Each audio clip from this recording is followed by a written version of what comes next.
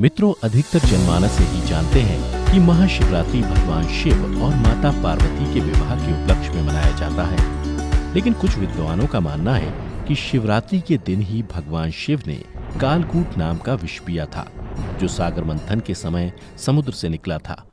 परंतु शिव पुराण में एक शिकारी से जुड़ी कथा का वर्णन किया गया है।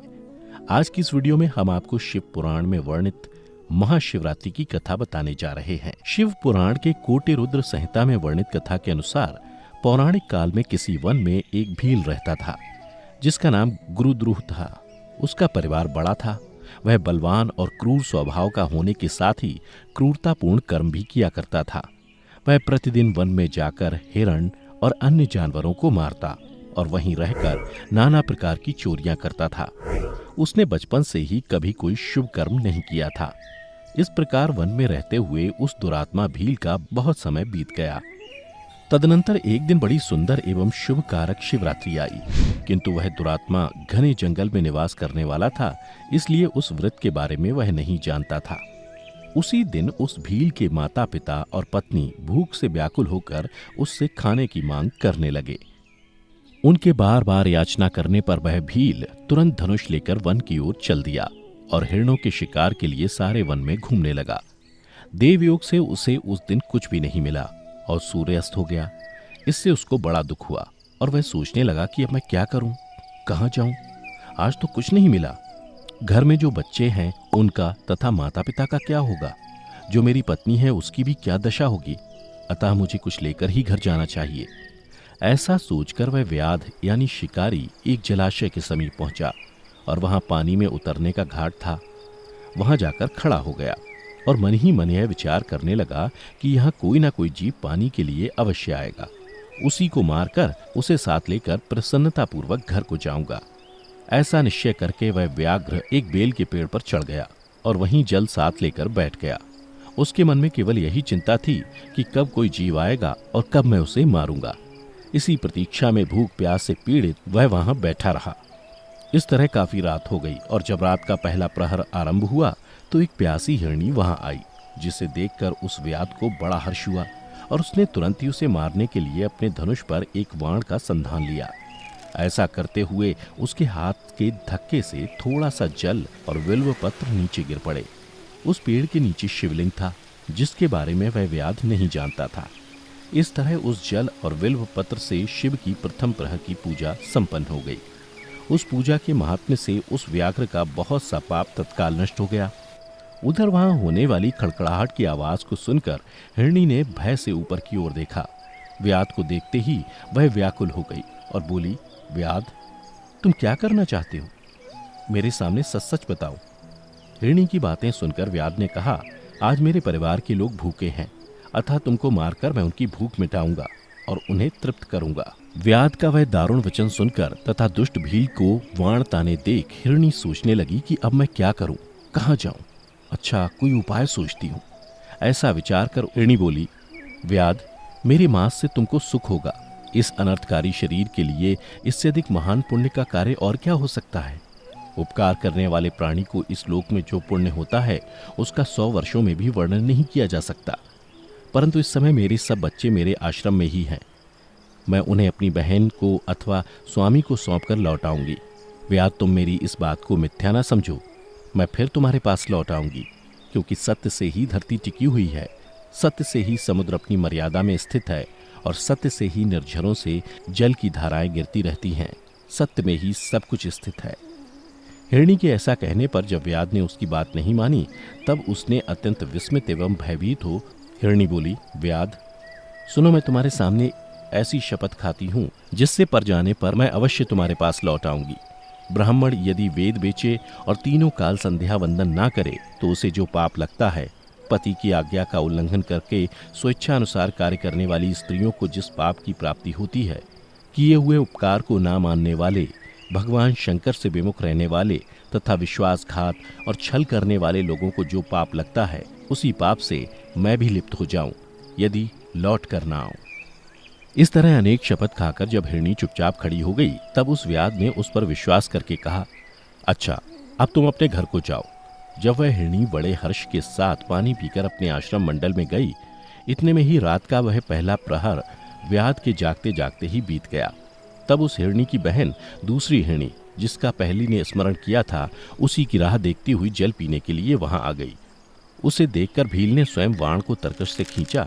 ऐसा करते समय पुनः पहले की भांति भगवान शिव के ऊपर जल और बिल्वपत्र गिरे। उसके द्वारा महात्मा शंभू की दूसरे प्रहर की पूजा संपन्न हो गई।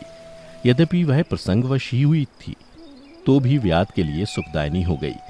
हिरणी ने उसे वाण खींचते देख पूछा, वनेचर, यह क्या करते हो? व्याध ने पूर्वत उत्तर दिया, मैं अपने भूखे कुटुंब को तृप्त करने के लिए तुझे मारूंगा। यह सुनकर वह हिरणी बोली, मेरा देह धारण सफल हो गया, क्योंकि इस अनित्य शरीर के द्वारा उपकार होगा, परंतु मेरे छोटे छोटे बच्चे घर में हैं, अतः मैं एक बार जाकर उन्हें अपने स्वामी को सौंप दूं, फिर तुम्हारे पास लौट आऊंगी। हिरणी की बात सुनकर व्याध बोले, मुझे तुम्हारी बात पर विश्वास नहीं है, मैं तुम्हें मारूंगा, इसमें संशय नहीं है। व्याध की बातें सुनकर हिरणी भगवान विष्णु की शपथ खाती हुई बोली, व्याध, जो कुछ मैं कहती हूँ उसे सुनो। यदि मैं लौट कर ना आऊं तो अपना सारा पुण्य हार जाऊं, क्योंकि जो वचन देकर उससे पलट जाता है वह अपने पुण्य को हार जाता है।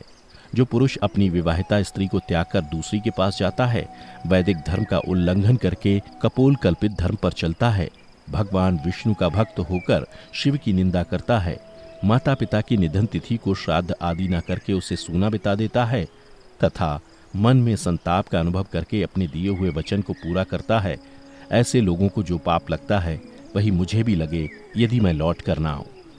हिरणी के ऐसा कहने पर व्याध ने कहा, जाओ। उसके बाद हिरणी जल पीकर हर्षपूर्वक अपने आश्रम को गई। इतने में ही रात का दूसरा प्रहर भी व्याध के जागते जागते बीत गया।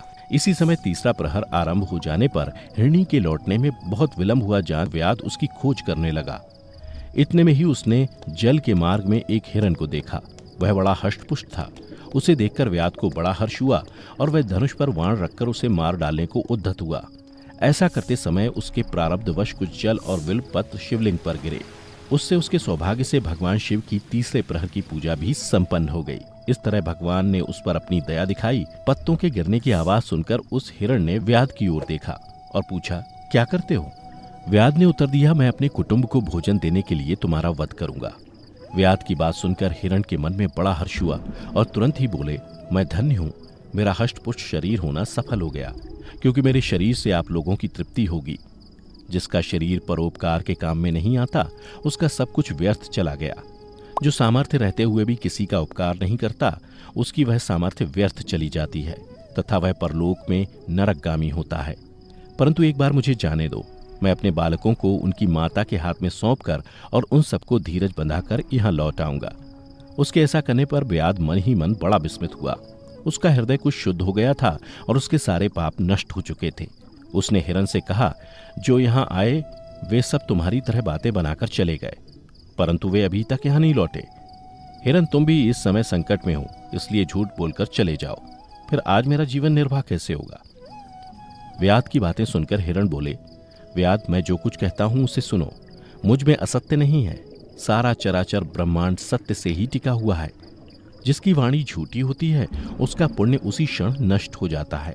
तथापि व्याध, तुम मेरी सच्ची प्रतिज्ञा सुनो। संध्या काल में मैथुन तथा शिवरात्रि के दिन भोजन करने से जो पाप लगता है, झूठी गवाही देने, धरोहर को हड़प लेने तथा संध्या न करने से द्विज को जो पाप होता है, वही पाप मुझे भी लगे यदि मैं लौट कर ना आऊं। जिसके मुख से कभी शिव का नाम नहीं निकलता, जो सामर्थ्य रहते हुए भी दूसरों को उपकार नहीं करता, पर्व के दिन श्रीफल तोड़ता, अभक्ष्य भक्षण करता तथा शिव की पूजा किए बिना और भस्म लगाए बिना भोजन कर लेता है, इन सब का पातक मुझे लगे यदि मैं लौट कर ना आऊं। उसकी बात सुनकर व्याध ने कहा, जाओ, शीघ्र लौटना। व्याध के ऐसा कहने पर हिरण पानी पीकर चला गया। वे सब अपने आश्रम पर मिले। तीनों ही प्रतिज्ञाबद्ध हो चुके थे। आपस में एक दूसरे के वृत्तांत को भली भांति सुनकर सत्य के पाश से बंधे हुए उन सब ने यही निश्चय किया कि वहां अवश्य जाना चाहिए। इस निश्चय के बाद वहां बालकों को आश्वासन देकर वे सब के सब जाने के लिए उत्सुक हो गए। उस समय जेठी हिरणी ने अपने स्वामी से कहा, स्वामिन, आपके बिना यहाँ बालक कैसे रहेंगे? प्रभु, मैंने ही वहां पहले जाकर प्रतिज्ञा की है, इसलिए केवल मुझको जाना चाहिए, आप दोनों यहीं रहें। उसकी ये बात सुनकर छोटी हिरणी बोली, बहन, मैं तुम्हारी सेविका हूं, इसलिए आज मैं व्याध के पास जाती हूं, तुम यहीं रहो। यह सुनकर हिरण बोले, मैं ही वहां जाता हूं। तुम दोनों यहाँ रहो, क्योंकि बच्चों की रक्षा माता से ही होती है। स्वामी की यह बात सुनकर दोनों हिरणी बोलीं, प्रभु, पति के बिना इस जीवन को धिक्कार है। तब उन सब ने अपने बच्चों को सांत्वना देकर उन्हें पड़ोसियों के हाथ में सौंप दिया और स्वयं शीघ्र ही उस स्थान को प्रस्थान किया जहां वह व्याध शिरोमणि उनकी प्रतीक्षा में बैठा था। उन्हें जाते देख उनके सब बच्चे पीछे पीछे चले आए। उन्होंने यह निश्चय कर लिया था कि माता पिता की जो गति होगी वही हमारी भी हो। उन सबको एक साथ आया हुआ देख व्याध को बड़ा हर्ष हुआ। उसने धनुष पर बाण रखा। उस समय पुनः जल और बिल्वपत्र शिव के ऊपर गिरे। इससे शिव के चौथे प्रहर की शुभ पूजा भी संपन्न हो गई। उस समय व्याध का सारा पाप तत्काल भस्म हो गया। इतने में ही दोनों हिरणी और हिरन बोल उठे, व्याध शिरोमणि, शीघ्र कृपा करके हमारे शरीर को सार्थक करो। उनकी यह बात सुनकर व्याध को बड़ा विस्मय हुआ। शिव पूजा के प्रभाव से उसको दुर्लभ ज्ञान प्राप्त हो गया। उसने सोचा, ये हिरन ज्ञानहीन पशु होने पर भी धन्य है, जो ज्ञानहीन होकर भी अपने शरीर से परोपकार करना चाहते हैं। लेकिन धिक्कार है मेरे जीवन को कि मैं अनेक प्रकार के कुकृत्यों से अपने परिवार का पालन करता रहा। अब उसने अपने बाण रोक लिए तथा मृगों से कहा कि वे सब धन्य हैं तथा उन्हें वापस जाने दिया। उसके ऐसा करने पर भगवान शंकर ने प्रसन्न होकर तत्काल उसे अपने दिव्य स्वरूप का दर्शन करवाया तथा उसे सुख समृद्धि का वरदान देकर गुह नाम प्रदान किया। मित्रों, यही वह गुह था जिसके साथ भगवान श्री राम ने मित्रता की थी। मित्रों, महाशिवरात्रि की ये कथा यहीं समाप्त होती है। अगर आपको पसंद आई हो तो इसे ज्यादा से ज्यादा लाइक करें और शेयर करें। साथ ही ऐसी पौराणिक कथाओं के बारे में जानने के लिए अभी हमारे चैनल को सब्सक्राइब कर लें। फिलहाल आज की वीडियो में इतना ही। अब हमें इजाजत दें। आपका बहुत बहुत शुक्रिया।